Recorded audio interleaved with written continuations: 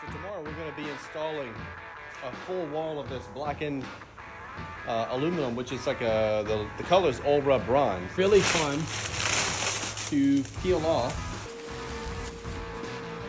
when it cuts, because when it cuts, it throws that aluminum everywhere, and it's really, really easy to scratch it because this isn't for horizontal surfaces, only for vertical. And the problem is the bit wraps around this stuff and just goes crazy, so we got to take it off. I'm gonna mail action tickets. Okay.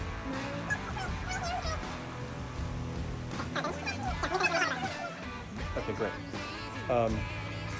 So let's crank this thing and run it, and I'll show you what it does.